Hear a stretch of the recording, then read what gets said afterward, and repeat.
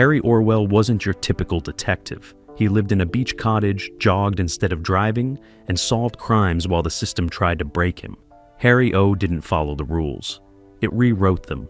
The star collapsed on set. The pilot got shelved for 2 years. And one scene, they filmed it in a real police station while actual criminals sat in holding cells next door. These are 20 weird facts about Harry O. And the bonus?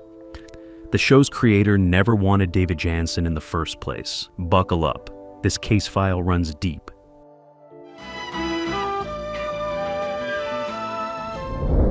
Before Harry O became a series, it was supposed to die quietly as a TV movie. In 1973, ABC commissioned a pilot called Such Dust as Dreams Are Made On. David Janssen played a burned-out cop turned private investigator living in San Diego, trying to piece together a life after a bullet shattered his back. The network watched the finished product and hated it. Too slow, they said. Too dark. Too internal. Where were the car chases? Where was the action? They shelved it without even setting an air date. For nearly 2 years, the pilot sat in a vault gathering dust while Janssen moved on to other projects. But something strange happened. A programming executive stumbled across it during a late-night screening and saw something the others missed. The quietness wasn't weakness, it was power. The character wasn't slow, he was wounded, real, human. They pulled it out, aired it as a movie of the week in March 1973, and the audience response was instant. Viewers didn't want another fast-talking detective in a sports car. They wanted Harry Orwell, limping through life with a cane and a conscience. Within months, ABC ordered a full series. What was meant to be forgotten became unforgettable.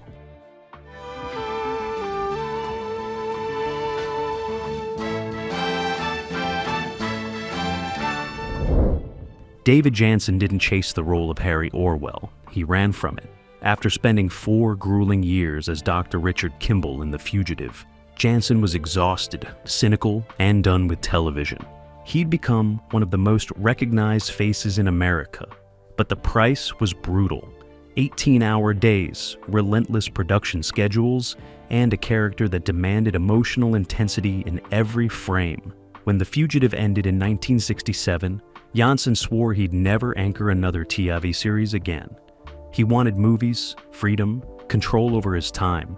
So when producer Howard Rodman approached him about playing a damaged detective in a beach town, Janssen said no. Then he said no again. Rodman didn't give up. He sent Janssen the script with a handwritten note that said one thing: "This isn't Kimball, this is you." Janssen read it in one sitting, and something shifted. Harry Orwell wasn't running from the law. He was running from himself, a man broken by the job, trying to rebuild in the ruins. Janssen saw the truth in that. He'd lived it. So he made a deal. He'd do the pilot, but only the pilot. No promises, no commitments. If it didn't work, he'd walk away clean. The pilot aired. The ratings soared. And Janssen, despite everything, signed on for the series. Not because he wanted to, because Harry Orwell wouldn't let him go. Harry O wasn't filmed in a studio backlot. It was shot on location in San Diego, then later Los Angeles, and that choice nearly destroyed the production budget before it even began. Most detective shows of the 1970s stayed close to home, filming inside controlled sets with painted backdrops and carefully managed lighting. It was cheaper, faster, and predictable. But creator Howard Rodman wanted something different. He wanted the ocean, the boardwalks, the real grit of a California beach town. He wanted Harry's world to feel lived in, not manufactured. So the crew packed up and headed south. Immediately, problems erupted. Weather delays, permit issues, locals wandering into frame, seagulls ruining audio takes. Costs ballooned, the network panicked. They demanded Rodman bring the show back to Los Angeles and use studio sets like everyone else. Rodman refused. He argued that without the location, there was no show. Harry Orwell wasn't just a character, he was a place. You couldn't separate the man from the peeling paint on his cottage or the sound of waves crashing while he worked a case. After heated negotiations, ABC relented, but only partially. They'd allow location shooting for the pilot and first season, then reevaluate. The gamble paid off. Critics praised the show's authenticity, its sense of place. And when the series moved to Los Angeles in later seasons, fans noticed. The show never quite felt the same.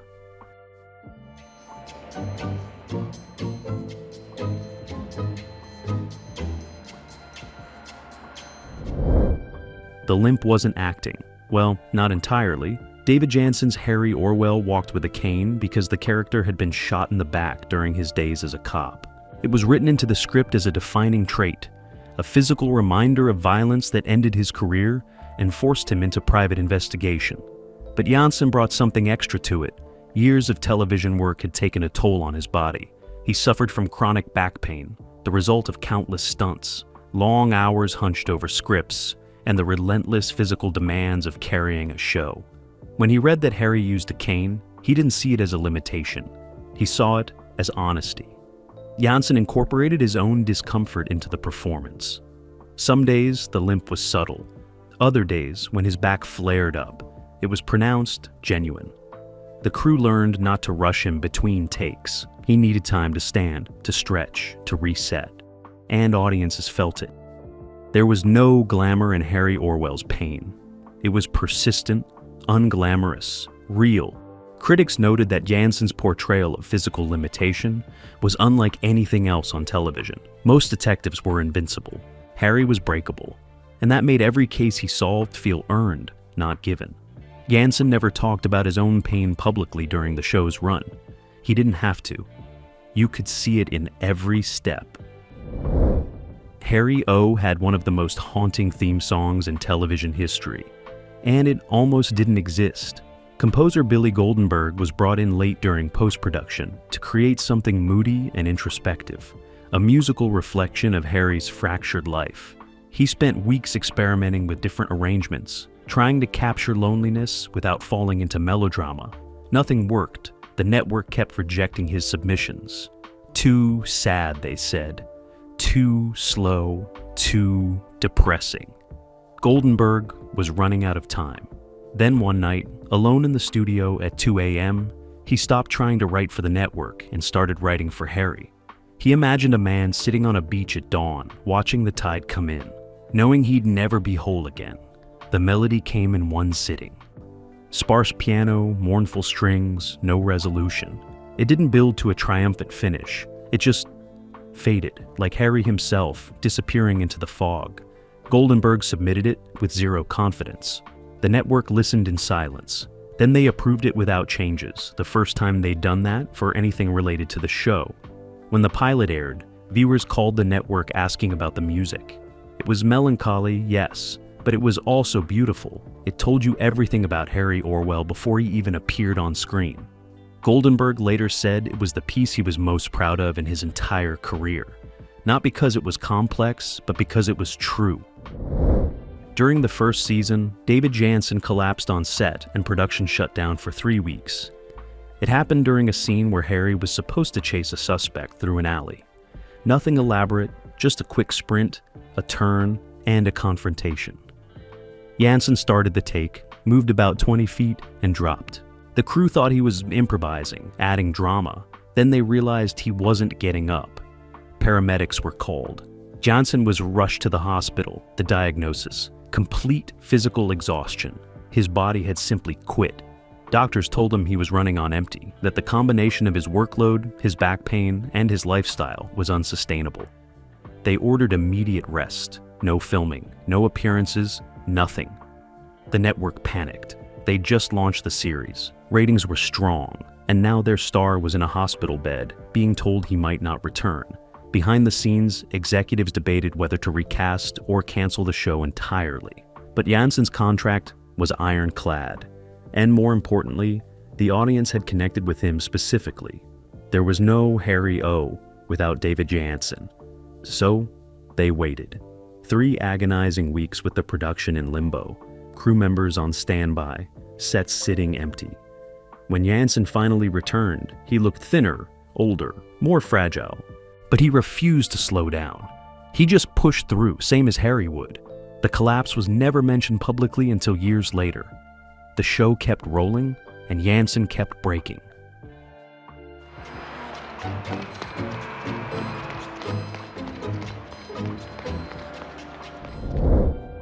Harry O featured one of the first realistic portrayals of a detective actually struggling financially. And it drove the network crazy. Most TV detectives in the 1970s lived well. They had nice offices, decent cars, tailored suits. Even if they complained about money, you never really saw them suffer. But Harry Orwell was broke, actually broke. He lived in a beach shack he could barely afford. He rode the bus because he couldn't maintain a car. He took cases for cash and bartered for groceries. His phone got disconnected multiple times throughout the series, and the network hated it. They kept pushing the producers to give Harry some stability, maybe a regular paycheck, a better apartment, something that wouldn't make viewers feel depressed. Creator Howard Rodman refused every time. He argued that Harry's financial struggle was essential to the character. This was a man who'd been chewed up by the system and spit out with nothing. No pension, no benefits, no safety net. Making him comfortable would be a betrayal of everything the show stood for. The network eventually backed down, but not without constant pressure. They even suggested storylines where Harry could win the lottery or inherit money from a relative. Rodman shut them all down. The result was a detective show that felt raw and honest in ways others didn't. Harry's poverty wasn't a quirk, it was a condition, and it made his decision to help people, even when he couldn't afford to, feel genuinely heroic rather than just procedural. Anthony Zerbe joined the cast as Lieutenant K.C. Trench in the second season, and he almost quit after 2 episodes. Zerbe was a respected stage and film actor who'd built a career playing intense, complicated characters. But when filming began, he clashed immediately with the show's pace. Television moved faster than he was used to.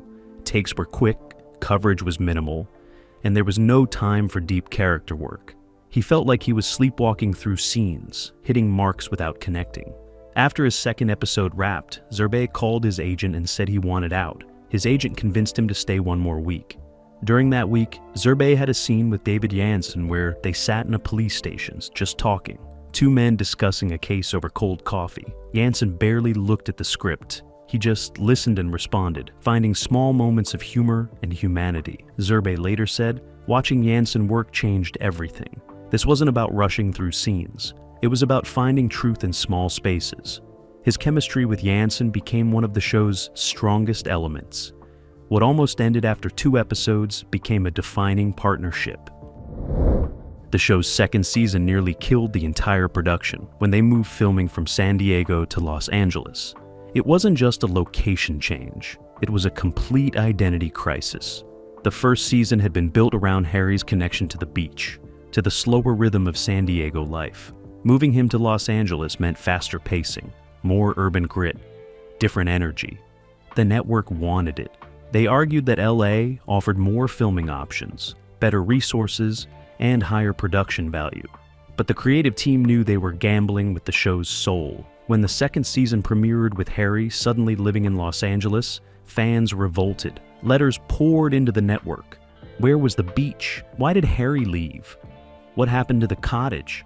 The show tried to explain it away with a throwaway line about Harry needing a fresh start, but it felt forced.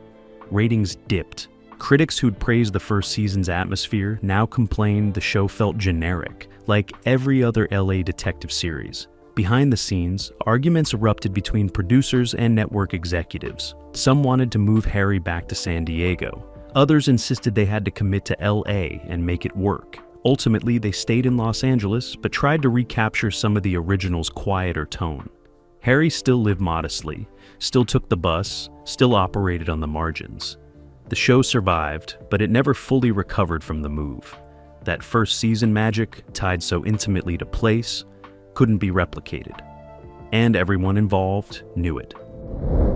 David Janssen's personal life was falling apart while he played a man trying to hold himself together, and the line between actor and character became dangerously thin. Janssen was in the middle of a difficult divorce during the show's first season. His marriage to actress Ellie Graham was ending messily, with legal battles over finances and custody. He was drinking heavily to cope with the stress, showing up to set exhausted, sometimes still affected from the night before. The crew noticed, but said nothing. Janssen was a professional. He hit his marks, delivered his lines, and never missed a day. But directors who worked with him during that period later said they saw something troubling. Janssen wasn't acting as Harry Orwell. He was being him. The pain, the exhaustion, the barely concealed anger, it was all real. In scenes where Harry sat alone in his cottage, staring at the ocean, you weren't watching a performance. You were watching a man trying to figure out how to keep going. Producer Howard Rodman once said in an interview that Janssen brought an authenticity to Harry that couldn't be taught or scripted.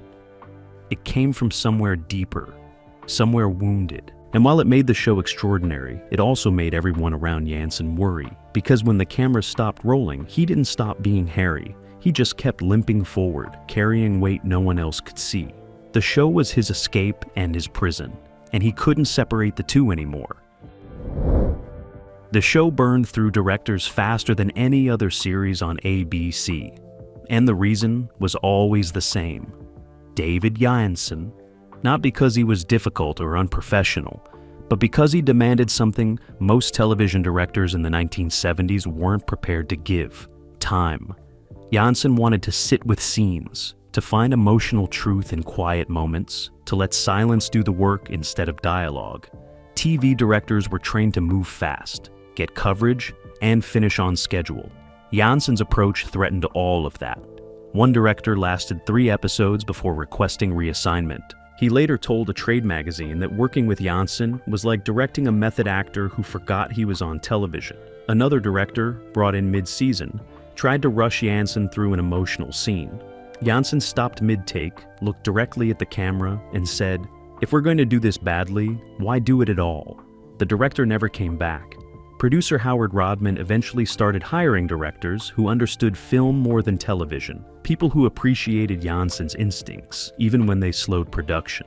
But the turnover remained high throughout the series run, and every new director faced the same challenge: match Janssen's intensity or get out of his way. Harry O featured surprisingly progressive storylines for 1970s television, and the network censors fought them constantly.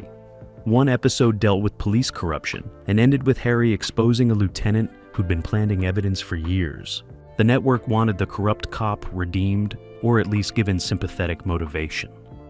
Rodman refused, and the episode aired as written with the cop going to prison. No redemption arc. Another episode tackled Vietnam veterans struggling with PTSD before the term was widely known. Harry helped a traumatized vet who couldn't adjust to civilian life and kept having violent flashbacks. The network wanted the vet portrayed as dangerous and unstable. Instead, the episode treated him with dignity and ended with Harry connecting him to psychological help, not arresting him. Standards and practices flagged multiple episodes for being too political, too dark, or too critical of institutions. One episode showed Harry investigating a case where a wealthy businessman had essentially bought his way out of a murder charge through legal manipulation. The network demanded changes that would soften the critique of the justice system. The producers made minimal edits, and the episode aired largely intact. Harry O wasn't trying to be controversial. It was trying to be honest about how systems failed people, and that honesty made network executives deeply uncomfortable throughout the show's entire run. Farrah Fawcett appeared in 5 episodes as Harry's sometime girlfriend Sue, and she hated every minute of it. This was 1974, before Charlie's Angels made her a superstar, when she was still taking whatever television work she could get. She was cast as a nurse who fell for Harry, despite his emotional unavailability and self-destructive tendencies. On paper, it should have been a great opportunity. Regular appearances on a critically acclaimed show, opposite a respected actor. In practice, Fawcett felt invisible. Janssen was so internal, so focused on Harry's isolation, that scenes between them often felt one-sided. She'd deliver her lines with warmth and energy, and he'd respond with monosyllables and distant stares. It wasn't personal, it was the character. But Fawcett couldn't break through. Worse, the scripts gave Sue nothing to do except worry about Harry and try to fix him. After her 5th episode, Fawcett told her agent she wasn't coming back. The show had scheduled 3 more appearances, but she walked away from the money. Years later, after Charlie's Angels made her famous, an interviewer asked about her time on Harry O. She said diplomatically that it taught her the kind of roles she never wanted to play again, the concerned girlfriend watching from the sidelines. When David Janssen died in 1980, Fawcett sent flowers to the funeral, but didn't attend. The show's most disturbing episode never made it to air in its original form. Titled Anatomy of a Frame, it dealt with a woman falsely accused of murder who Harry believed was innocent. As he investigated, he discovered she'd been systematically set up by her ex-husband, a police detective who'd used his access to crime scenes and evidence to frame her perfectly. The episode was dark, methodical, and ended with Harry proving her innocence but being unable to prosecute the detective because all the evidence was technically legal and circumstantial. The network screened it and immediately pulled it from the schedule. Too cynical, they said. It made the police look corrupt and suggested the system was rigged against vulnerable people. Producer Howard Rodman fought back, arguing that was exactly the point. Negotiations went on for weeks. Finally, a compromise was reached. The episode could air if they added a new ending where the detective had a crisis of conscience and confessed. Rodman agreed, but barely. They shot a quick scene and tacked it on, and anyone watching could tell it was forced. The episode finally aired months later than scheduled, in the middle of summer when fewer people were watching. Critics who saw it called the ending a betrayal of everything that came before. Rodman later admitted it was his biggest regret on the entire series. David Janssen's cigarette habit became a character trait they couldn't ignore, even though the network hated it. Janssen was a chain smoker, going through 2 packs a day during filming. At first, the producers kept cigarettes out of Harry's hands, trying to maintain some separation between actor and character. But Janssen kept lighting up between takes, and directors noticed something. When he held a cigarette, his performance changed. He became more contemplative, more weighted. The simple act of smoking gave him a physical focus that deepened the character. So, they started writing it in. Harry smoked constantly, while thinking through cases, while staring at the ocean, while talking to clients. It became visual shorthand for his inability to quit things that were slowly destroying him. The network standards department objected, citing new pressure from health groups about smoking on television. They wanted Harry to quit, maybe even do a storyline about kicking the habit. Janssen laughed when he heard that. He told producers if Harry quit smoking, it would be the most unrealistic thing the show ever did. This was a man clinging to his vices because they were all he had left. The cigarettes stayed, and years later, they became one of the most commented on aspects of the show's visual style. That ever-present curl of smoke hovering around a man who couldn't escape his own damage. The final season was chaos behind the scenes, and everyone knew the show was dying. Ratings had been slipping since the move to Los Angeles, and ABC was losing patience. They kept changing the time slot, bouncing Harry O around the schedule like they didn't know what to do with it. One month it aired at 10 p.m. on Thursdays, then suddenly it was 9 p.m. on Fridays, then back to Thursdays but an hour earlier. Each move killed momentum and confused loyal viewers who couldn't keep track. David Janssen was exhausted and openly talking about wanting out. He'd been carrying the show for 2 seasons, appearing in nearly every scene of every episode, and his health was deteriorating. The back pain that had been manageable early on was now constant and severe. He was taking pain medication just to get through filming days. Crew members watched him between takes, sitting alone, barely speaking to anyone.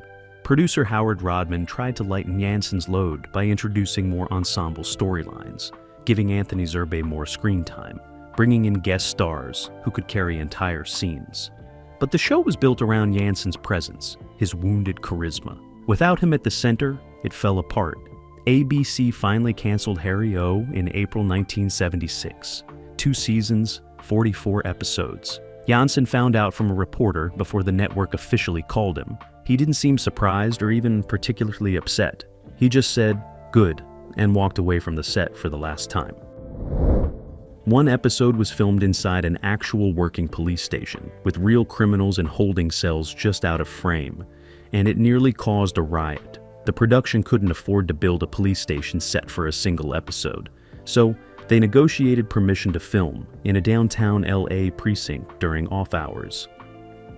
Except the station was never really off hours.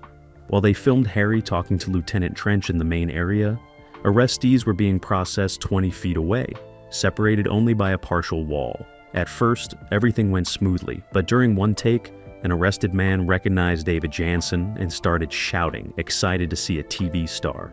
Other people in holding joined in, creating a wave of noise that ruined the audio. The director called cut and asked the officers to quiet things down. They tried, but it backfired. Now the arrestees were angry, yelling about their rights, demanding to know why they had to be quiet for a TV show. One man started banging on the holding cell bars rhythmically, and others joined in. The noise became deafening. For about 10 minutes, the production completely lost control. Officers scrambled to restore order, while the crew packed equipment, ready to evacuate. Eventually, things calmed down enough to finish filming, but just barely. Every take after that had tension in it, a nervous energy you can actually see if you watch closely. Janssen later joked it was the most authentic police station scene he'd ever filmed, because everyone was genuinely uncomfortable.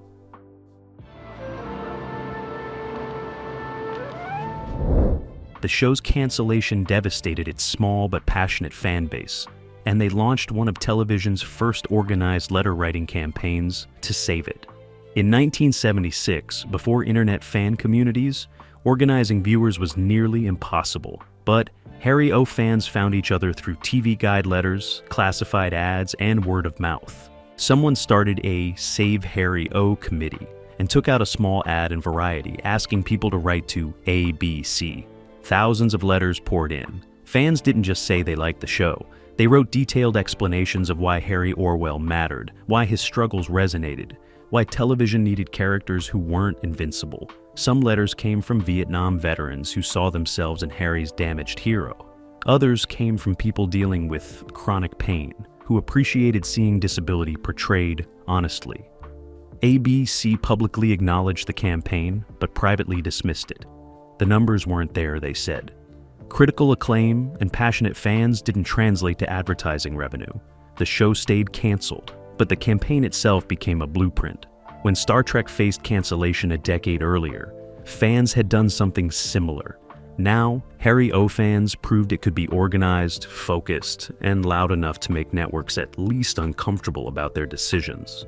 The show didn't come back, but the effort mattered. It showed that even a quiet, melancholy detective drama could inspire people to fight for its survival.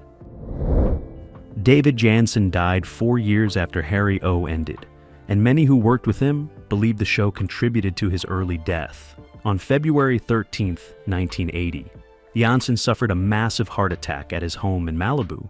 He was 48 years old. The official cause was heart disease, but everyone close to him knew the real story was more complicated.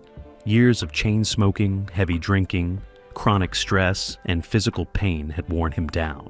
The relentless pace of television production had given him no time to recover or reset. Friends said Janssen had never been the same after Harry O. He'd poured too much of himself into the character, and when the show ended, he seemed lost. He took film roles, but nothing substantial. He guest starred on other TV shows, but seemed to be going through the motions. At his funeral, Howard Rodman gave a eulogy where he said something that stunned attendees. He apologized. He said he'd pushed Janssen too hard, asked too much, and treated the actor's commitment as infinite when it was actually costing him everything. Anthony Zerbe later told an interviewer that David Janssen was the most talented actor he'd ever worked with, and the saddest. He said Janssen had played broken men so convincingly because he understood what it felt like to break. And Harry Orwell, the limping detective who couldn't quit, had broken him just a little bit more every day.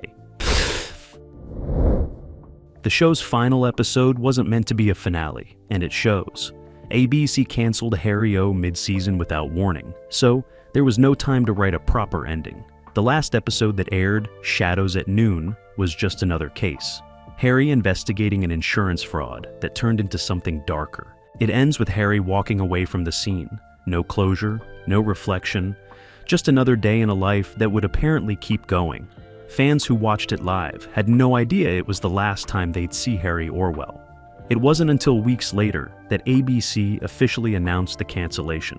Howard Rodman later said if he'd known, he would have fought to shoot one more episode, something that gave Harry and viewers a sense of completion. Maybe Harry would have finally left LA, gone back to that beach cottage in San Diego. Maybe he would have solved one last case that reminded him why he kept doing this, despite everything. Instead, the show just stopped, mid-stride, exactly like Harry himself would have. No fanfare, no goodbye, just gone. And in a strange way, maybe that was perfect, because Harry Orwell was never going to ride off into the sunset. He was always going to keep limping forward into an uncertain future, carrying his pain and his conscience until one day he simply couldn't anymore. The show ended the same way. David Janssen kept Harry's cane after the show ended, and he carried it with him everywhere for the rest of his life. Not as a prop or souvenir, but as something more personal. Friends said he'd walk with it even when his back wasn't bothering him, like he'd forgotten it wasn't actually his. At restaurants, at parties, on film sets for other projects, there was Janssen with that cane. His second wife, Dani, once asked him why he still carried it. He told her it reminded him of something important, though he never specified what. Some people thought it was about the character, his connection to Harry Orwell's wounded dignity. Others believed it was simpler. The cane had become part of his identity during 2 intense years, and he couldn't separate himself from it. When Janssen died, the cane was found leaning against his bedside table. Dani later donated it to a television museum, along with some of his scripts and awards. It sits in storage now, barely remembered. But for 4 years, that cane represented something rare on television. A hero who was broken, but still standing, still trying. And the man who brought him to life carried that weight long after the cameras stopped rolling.